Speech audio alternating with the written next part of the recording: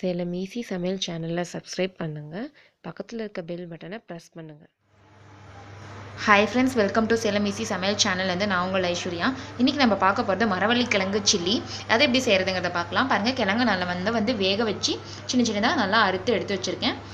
அதுக்கப்புறம் தேவையான பொருட்கள் பாருங்கள். லேசாக உப்பு கொஞ்சம் எடுத்து தேவையான அளவு உப்பு, சில்லி சிக்கன் மசாலா, தேவைக்கேற்ப கொஞ்சமாக காரம் சேர்த்திக்கோங்க, வேணும்னா சேர்த்திக்கோங்க. அதுக்கப்புறம் வந்து கேசரி பவுடரு, அப்புறம் ஒரு முட்டை, இவ்வளோ தாங்க தேவை. பாருங்கள், ஃபஸ்ட்டு முட்டையை உடச்சி ஊற்றலாம்.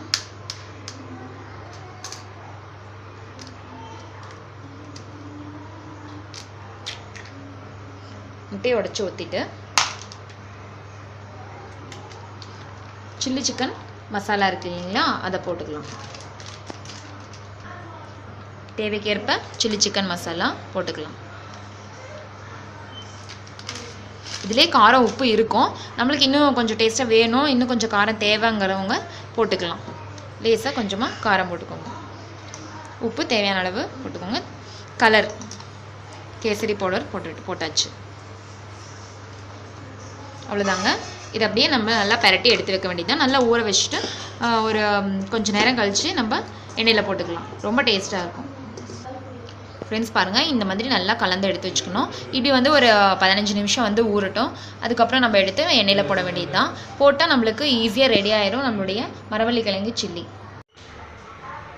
ஃப்ரெண்ட்ஸ் பாருங்கள், மரவள்ளி கிழங்கு நான் சொன்ன மாதிரி நல்லா ஊறிடுச்சு. நம்ம அந்த மசாலில் இப்போ நம்ம எப்படி போகிறதுன்னு பார்க்கலாம். ஒரு ஸ்டவ் ஆன் பண்ணிவிட்டு பாத்திரத்தை வச்சாச்சு. எண்ணெய் வந்து ஊற்றிருக்கேன். எண்ணெய் வந்து நல்லா காஞ்சிட்ருக்கு. எப்படி பொரிச்சு எடுத்துக்கிறதுங்கிறத பார்க்கலாம். ஒவ்வொன்றா எடுத்து எண்ணெய் காஞ்சிருச்சு, போட ஆரம்பிச்சிடலாம்.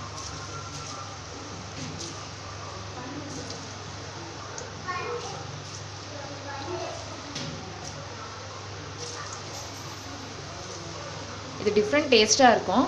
வந்து மரவள்ளி கிழங்கு சில்லி கண்டிப்பாக வீட்டில் செஞ்சு பாருங்கள்.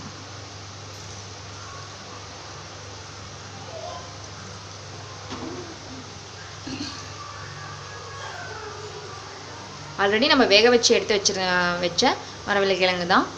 வந்து நல்லா ஓரளவுக்கு இருந்தால் போதும். அப்பப்போ இப்படி கலந்து விட்டுக்கோங்க.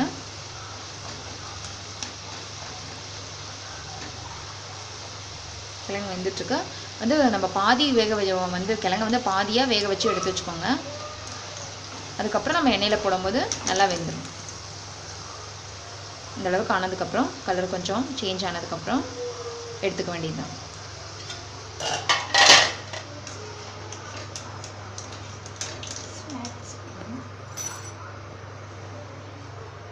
ஈவினிங் ஸ்நாக்ஸாக கூட குழந்தைங்களுக்கு இந்த மாதிரி ஸ்கூல் போயிட்டு வந்ததுக்கப்புறம் இப்படி செஞ்சு கொடுத்தீங்கன்னா ரொம்ப விரும்பி சாப்பிடுவாங்க. கண்டிப்பாக இப்படி செஞ்சு கொடுங்க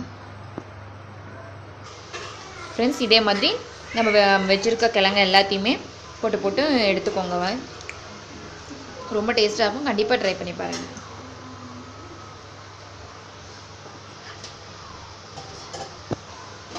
அப்பப்போ கலந்து விட்டுக்கோங்க.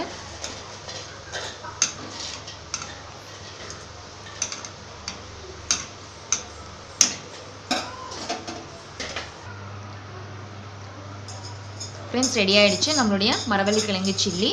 ரொம்ப டேஸ்ட்டாக இருக்கும். கண்டிப்பாக ட்ரை பண்ணி பாருங்கள். தேங்க்யூ.